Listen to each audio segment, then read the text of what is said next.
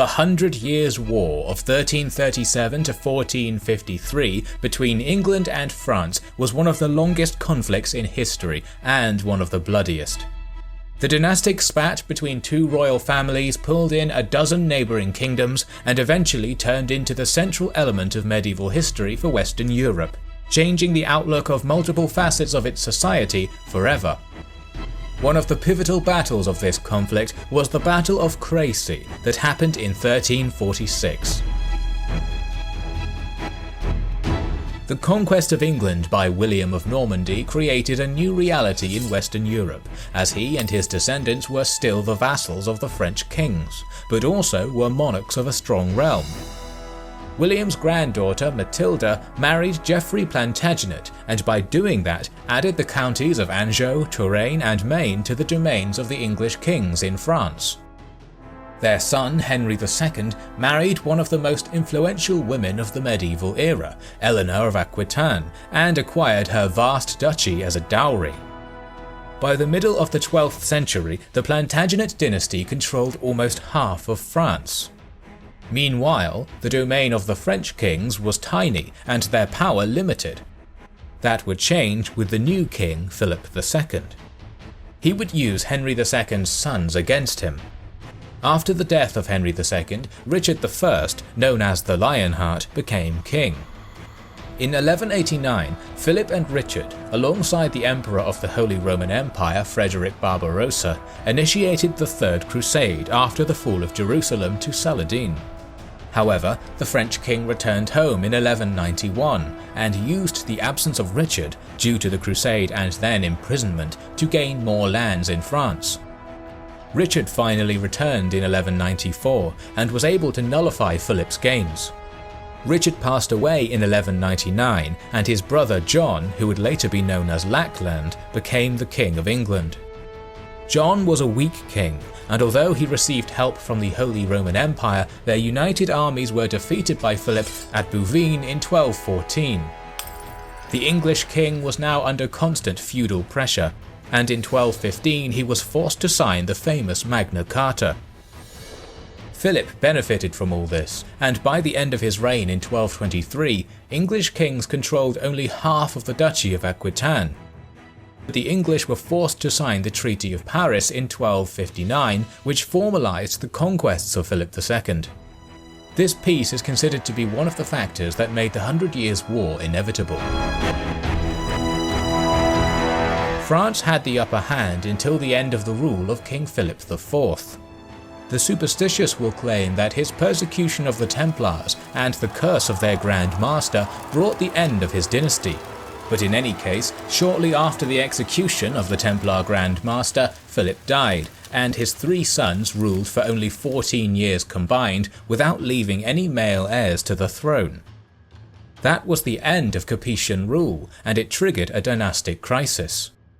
Nothing was preventing one of the daughters of the last three kings from becoming the ruler of the country, but the Council of Aristocrats cited the archaic Salic law that prevented women from holding any land. The logic didn't hold up, as female aristocrats had been holding titles in France for centuries. There were a few other candidates, but only two of them had any chance of being elected king. First was the grandson of Philip IV via his daughter Isabel, the King of England, Edward III, and second his fraternal nephew Philip, the Count of Valois. The French aristocracy did not think that Edward was an optimal choice. They were scared that France's and England's monarchies would unite, and that would make it difficult for them to retain all of their privileges. So, in 1328, the Count of Valois became the king as Philip VI.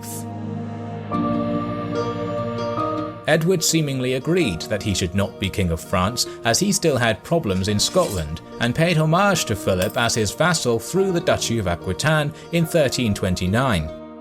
But the fact that England still held this duchy was a problem, and in 1337 Philip confiscated Aquitaine, citing the fact that Edward was giving refuge to his mortal enemy, Robert d'Artois. 1337 is considered the year the 100 Years' War started. In 1340 Edward responded by laying claim to the French throne yet again. The Battle of Sulis was the first battle of the war. It was fought on sea on the 24th of June 1340. Edward and his fleet were able to sink or capture almost 200 French ships, while 20,000 Frenchmen lost their lives. The French navy was bigger, but the English vessels used their maneuverability and the fact that their longbowmen were able to control the engagement to win the battle easily. The French fleet was crippled, and England got unopposed control over the Channel throughout the war. Edward was now able to move any troops he wished to mainland Europe, and nothing hindered trade between England and Flanders. However, financial problems didn't allow Edward to attack right away, and in its initial phase the 100 Years' War was a proxy war, as English and French kings supported different claimants in the War of the Breton Succession. Edward invaded only in July of 1346, when his troops landed in Normandy and surprised the French defenders by taking Caen shortly after. Philip's army started moving to the north to entrap Edward's numerically inferior forces. The English army tried to retreat into Flanders to get assistance from allies in the area, but as Philip was catching up to them, Edward had no other choice but to fight. The battle took place on the 26th of August 1346 near Crecy in northern France.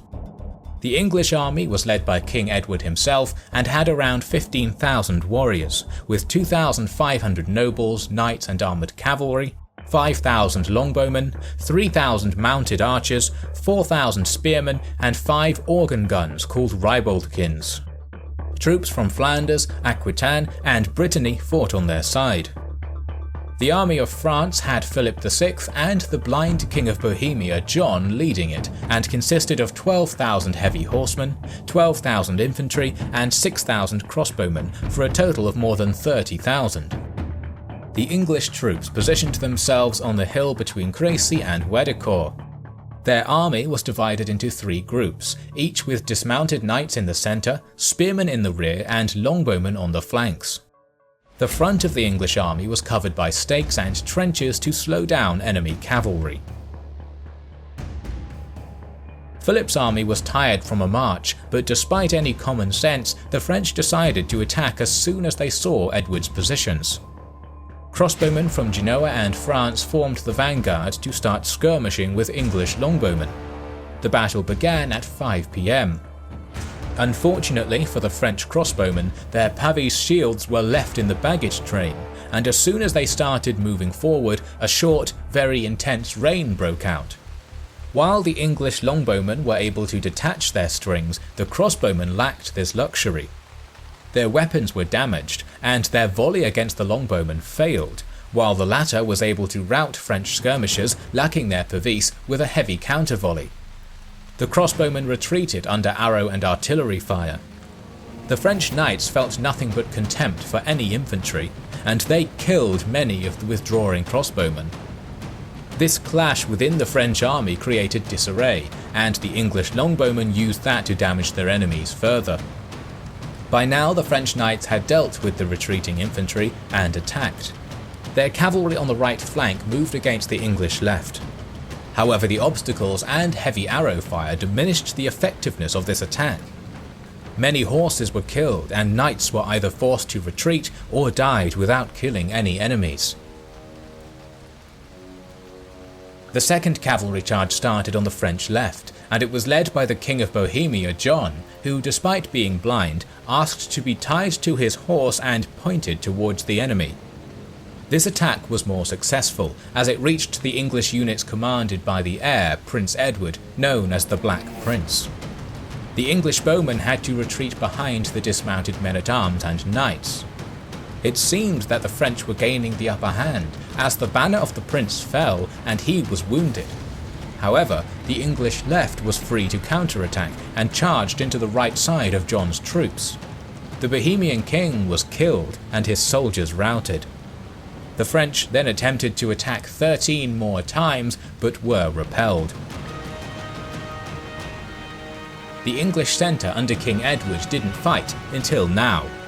As the French troops became tired, Edward ordered his knights forward, and this attack effectively ended the battle. The French king fought valiantly, was wounded in the jaw, and 2 horses were killed under him, but eventually he abandoned the battlefield. The English troops cleared up the remainder of the French infantry left on the field. The French lost more than 10,000 warriors and a large portion of their knights. Philip asked the Scottish King David for help, and the latter invaded northern England. However, he was defeated in the Battle of Neville's Cross and became a prisoner himself. Meanwhile, Edward moved and besieged the strategic city of Calais and captured it in 1347. This gave the English a crucial foothold on the continent for the next 2 centuries. This was a remake of one of our old documentaries. We decided to remake our older videos as we respect our audience too much to leave them with a product we now consider inferior. Within a few weeks we're going to release the next episode of this series. This is the Kings and Generals channel, and we will catch you on the next one.